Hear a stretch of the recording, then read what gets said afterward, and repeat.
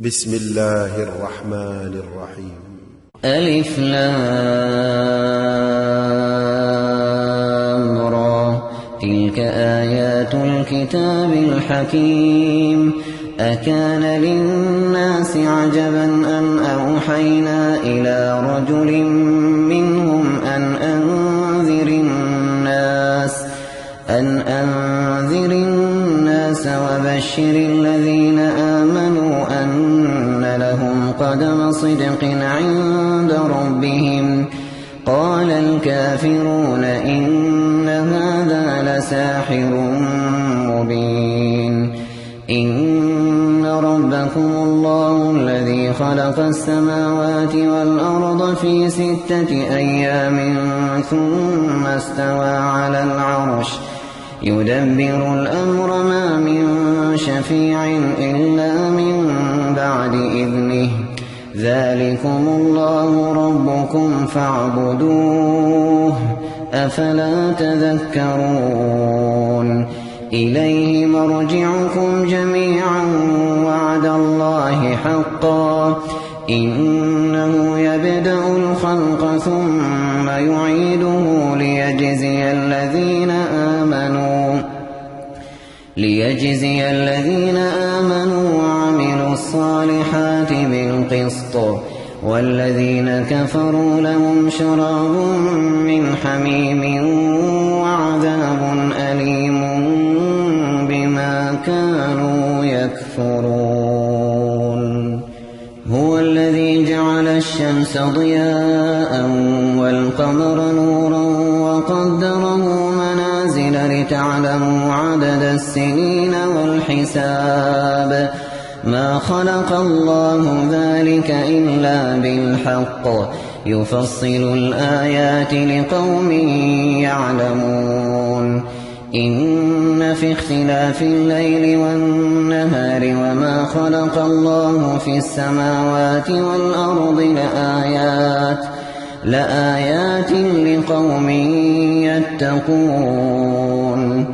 إن الذين لا يرجون لقاءنا ورضوا بالحياة الدنيا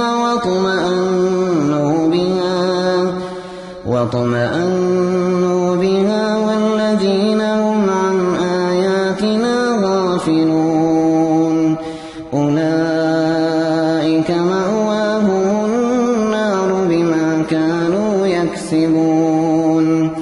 إن الذين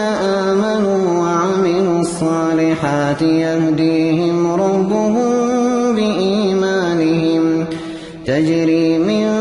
تحتهم الأنهار في جنات النعيم. دعواهم فيها سبحانك اللهم وتحيتهم فيها سلام وآخر دعواهم أن الحمد لله رب العالمين. ولو يعجل الله للناس الشر واستعجالهم بالخير لقضي إليهم أجلهم فنذر الذين لا يرجون لقاءنا في طغيانهم يعمهون.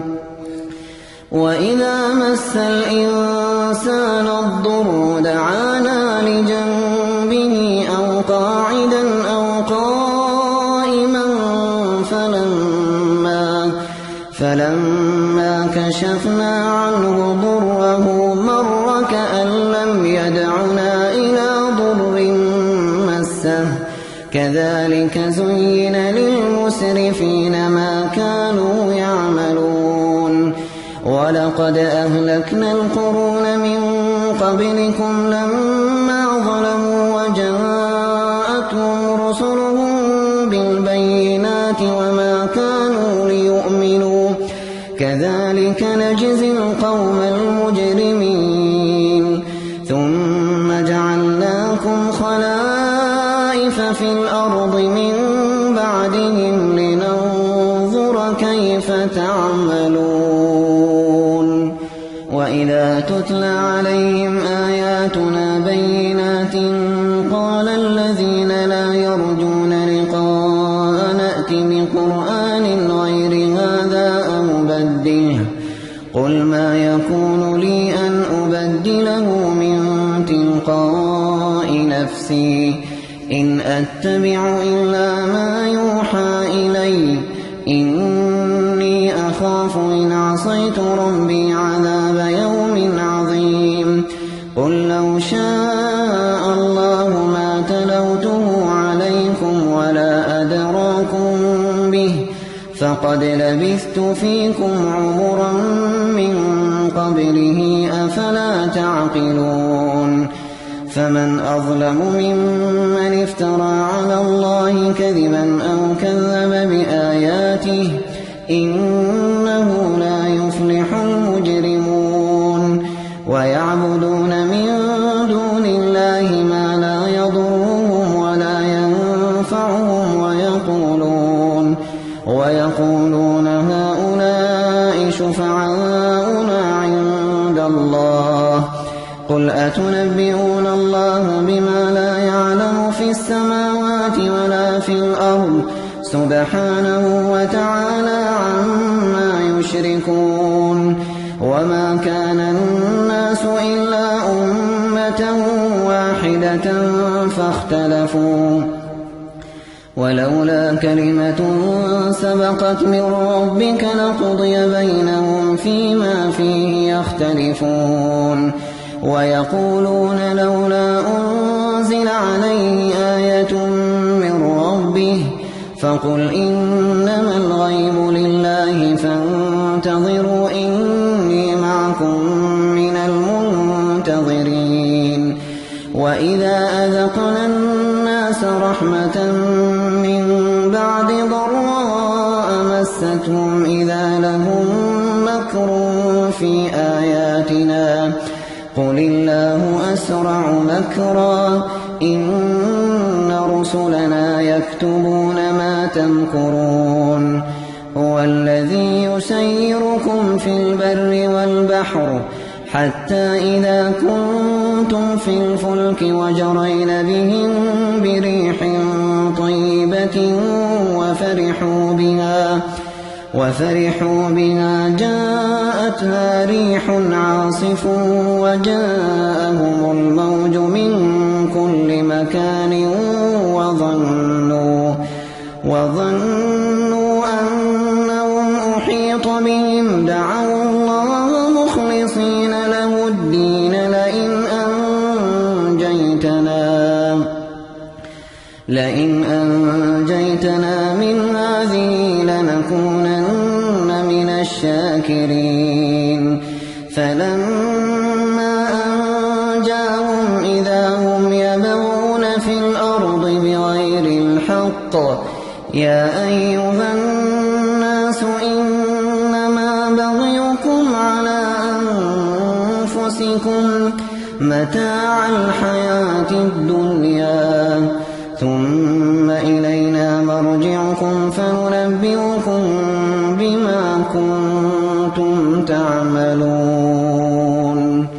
إنما مثل الحياة الدنيا كماء أنزلناه من السماء فاختلط به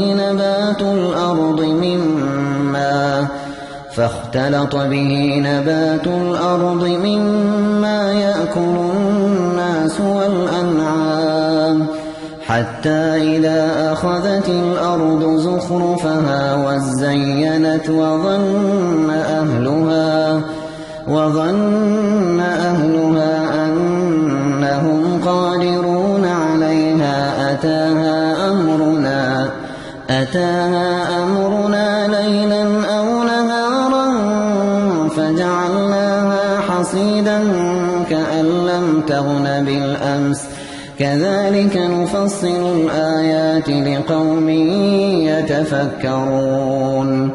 والله يدعو إلى دار السلام ويهدي من يشاء إلى صراط مستقيم للذين أحسنوا الحسنى وزيادة ولا يرهق وجوههم قتر ولا ذلة أولئك أصحاب الجنة الجنات هم فيها خالدون والذين كسبوا السيئات جزاء سيئة بمثلها وترهقهم ذلة ما لهم من الله من عاصم كأنما أغشيت وجوههم قطعا من الليل مظلما أولئك أصحاب النار هم فيها خالدون ويوم نحشرهم جميعا ثم نقول للذين أشركوا مكانكم أنتم وشركاؤكم فزيلنا بينهم وقال شركاؤهم ما كنتم إيانا تعبدون فكفى بالله شهيدا بيننا وبينكم إن كنا عن عبادتكم لغافلين هنالك تبلو كل نفس ما أسلفت وردوا إلى الله مولاهم الحق وضل عنهم ما كانوا يفترون قل من يرزقكم من السماء والأرض أمن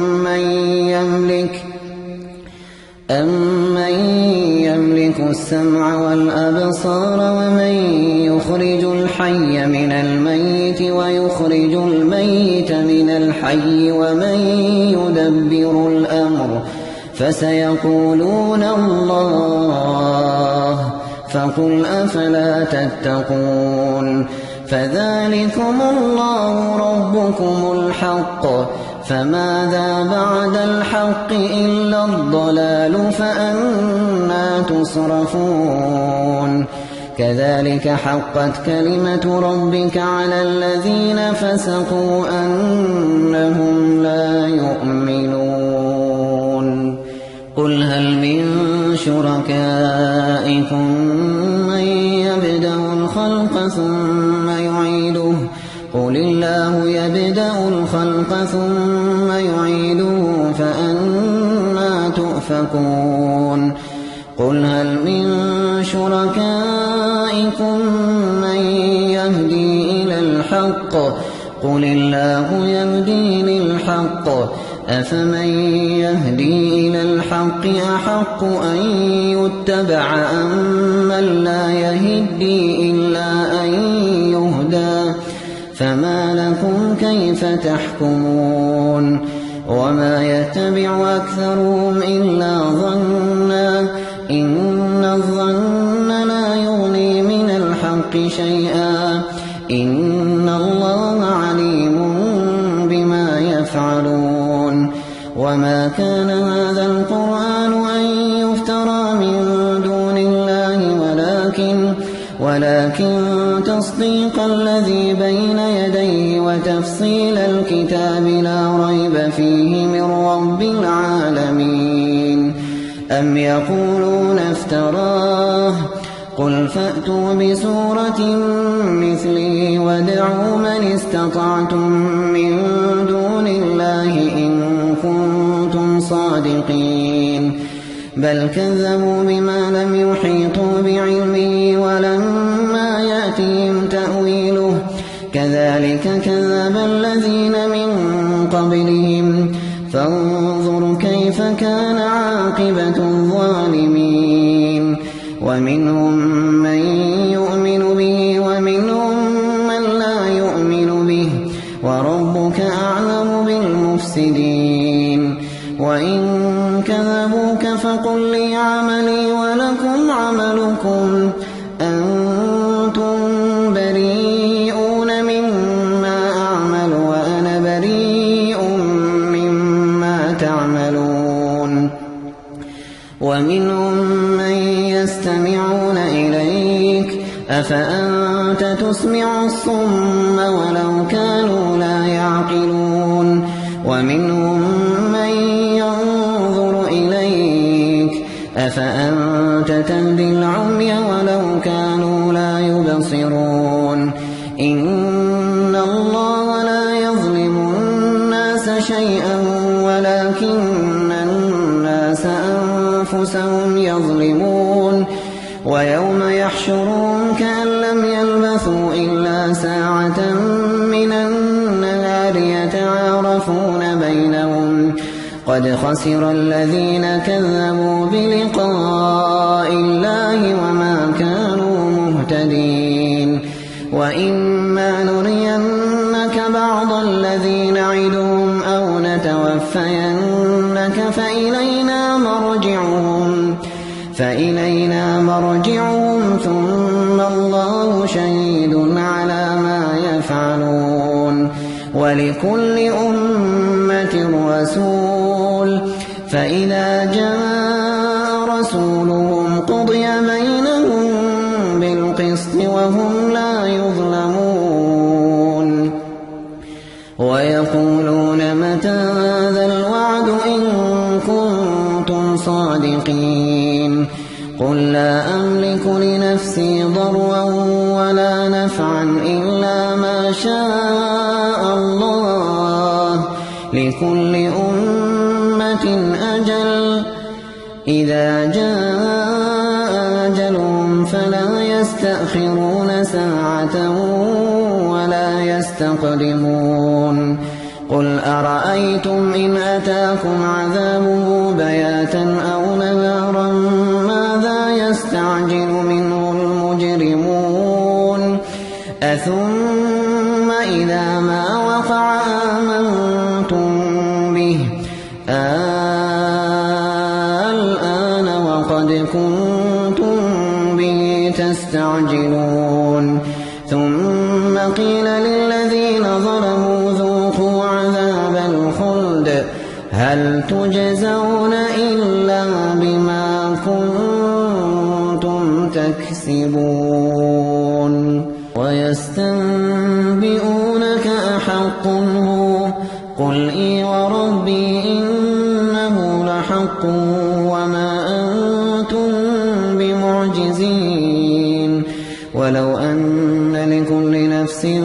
ظلمت ما في الأرض لافتدت به وأسروا الندامة لما رأوا العذاب وقضي بينهم بالقسط وهم لا يظلمون ألا إن لله ما في السماوات والأرض ألا إن وعد الله حق ولكن أكثرهم لا يعلمون هو يحيي ويميت وإليه ترجعون يا أيها الناس قد جاءتكم موعظة من ربكم وشفاء لما في الصدور وهدى ورحمة للمؤمنين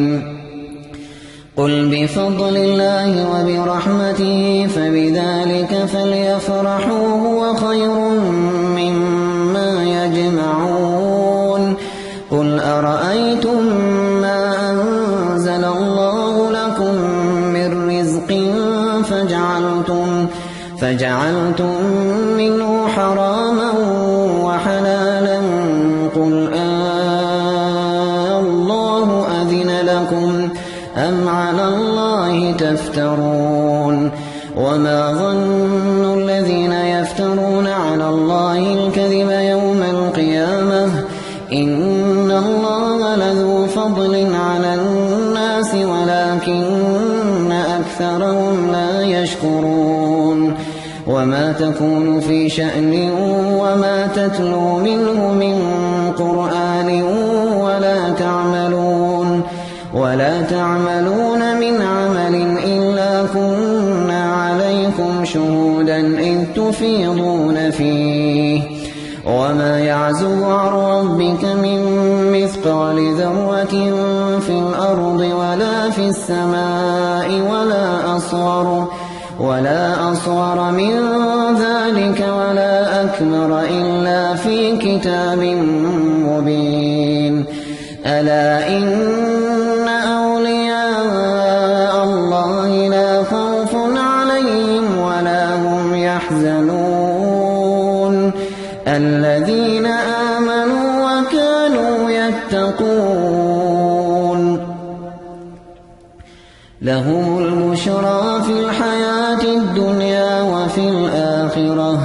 لا تبديل لكلمات الله ذلك هو الفوز العظيم ولا يحزنك قولهم إن العزة لله جميعا هو السميع العليم ألا إن لله من في السماوات ومن في الأرض وما يتبع الذين يدعون من دون الله شركاء إن يتبعون إلا الظن وإن هم إلا يخرصون هو الذي جعل لكم الليل لتسكنوا فيه والنهار مبصرا إن في ذلك لآيات لقوم يسمعون قالوا اتخذ الله ولدا سبحانه هو الغني له ما في السماوات وما في الأرض إن عندكم من سلطان بهذا أتقولون على الله ما لا تعلمون قل إن الذين يفترون على الله الكذب لا يفلحون متاع في الدنيا ثم إلينا مرجعهم ثم نذيقهم العذاب الشديد بما كانوا يكفرون واتل عليهم نبأ نوح إذ قال لقومه يا قوم إن كان كبر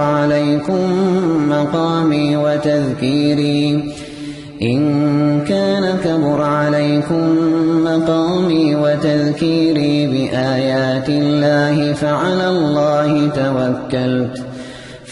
الله توكلت فأجمعوا أمركم وشركاءكم ثم لا يكن أمركم عليكم غمة ثم اقضوا إلي ولا تنظرون فإن توليتم فما سألتكم من أجر إن أجري إلا على الله وأمرت أن أكون من المسلمين فكذبوه فنجيناه ومن معه في الفلك وجعلناهم خلائف وأغرقنا الذين كذبوا بآياتنا فانظر كيف كان عاقبة المنذرين ثم بعثنا من بعده رسلا إلى قومهم فجاءوهم بالبينات فما كانوا ليؤمنوا بما كذبوا به من قبل كذلك نطبع على قلوب المعتدين ثم بعثنا من بعدهم موسى وهارون إلى فرعون وملئه بآياتنا فاستكبروا وكانوا قوما مجرمين فلما جاءهم الحق من عندنا قالوا إن هذا لسحر مبين قال موسى أتقولون للحق لما جاءكم أسحر هذا ولا يفلح الساحرون قالوا أجئتنا لتلفتنا عما وجدنا عليه آباءنا وتكون لكما الكبرياء في الأرض وما نحن لكما بمؤمنين وقال فرعون ائتوني بكل ساحر عليم فلما جاء السحرة قال لهم موسى ألقوا ما أنتم ملقون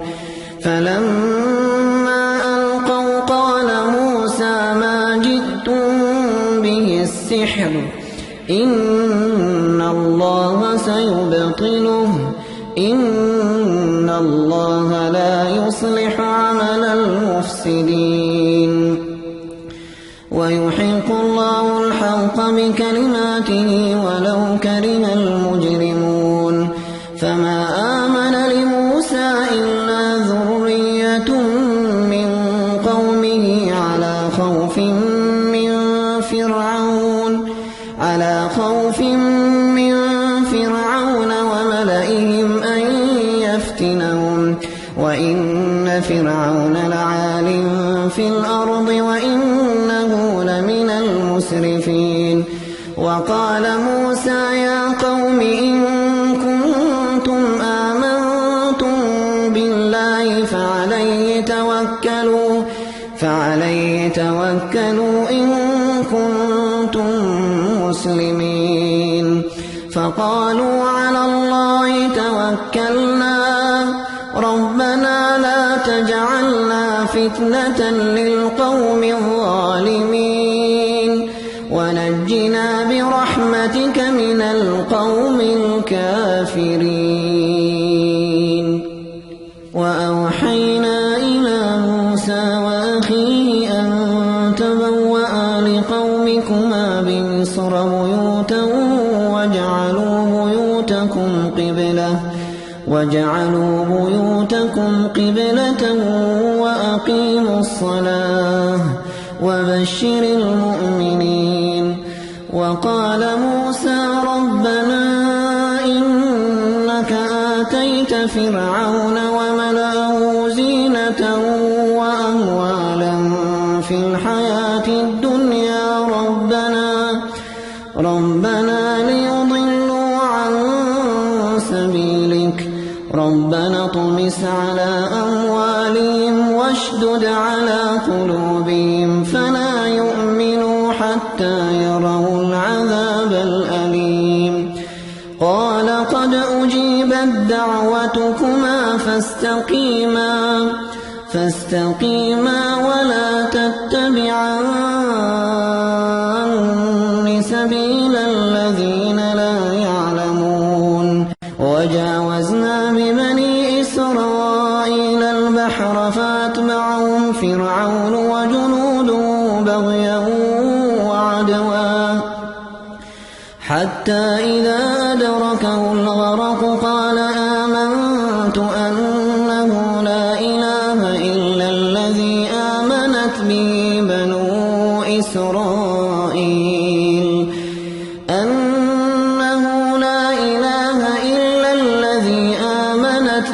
بنو إسرائيل وأنا من المسلمين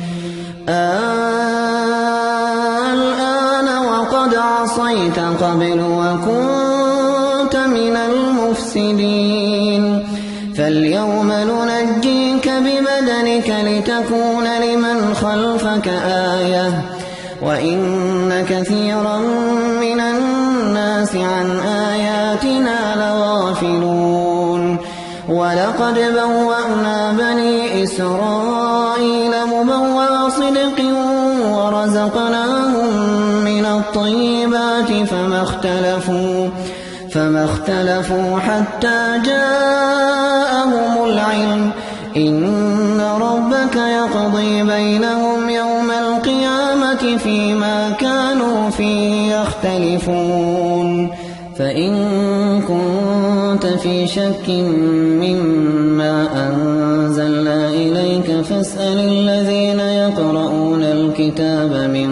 قبلك لقد جاءك الحق من ربك فلا تكونن من الممترين ولا تكونن من الذين كذبوا بآيات الله فتكون من الخاسرين إن الذين حقت عليهم كلمة ربك لا يؤمنون ولو جاءتهم كل آية حتى يروا العذاب الأليم فلولا كانت قرية آمنت فنفعها إيمانها إلا قوم يونس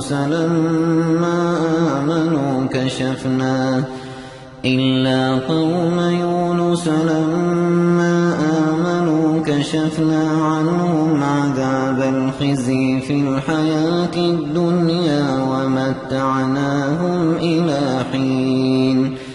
ولو شاء ربك لآمن من في الأرض كلهم جميعا أفأنت تكره الناس حتى يكونوا مؤمنين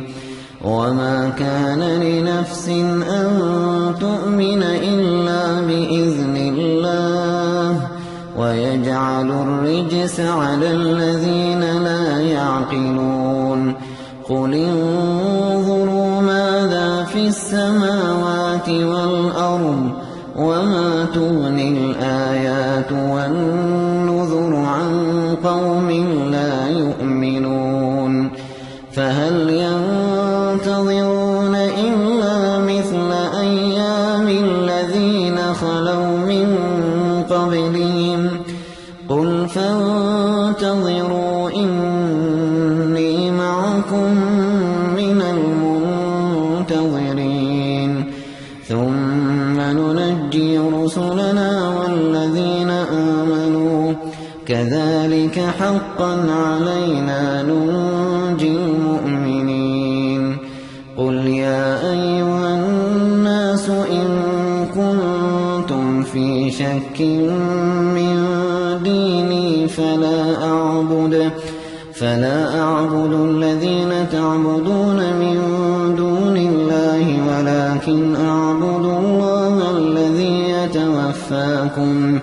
وأمرت أن أكون من المؤمنين وأن أقم وجهك للدين حنيفا ولا تكونن من المشركين ولا تدع من دون الله ما لا ينفعك ولا يضرك فإن فعلت فإنك إذا من الظالمين وإن يمسسك الله بضر فلا كاشف له إلا هو وإن يردك بخير فلا راد لفضله يصيب به من يشاء من عباده وهو الغفور الرحيم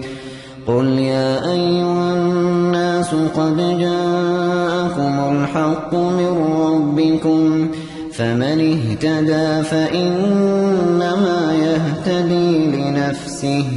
ومن ضل فإنما يضل عليها وما أنا عليكم بوكيل واتبع ما يوحى إليك واصبر حتى يحكم الله وهو خير الحاكمين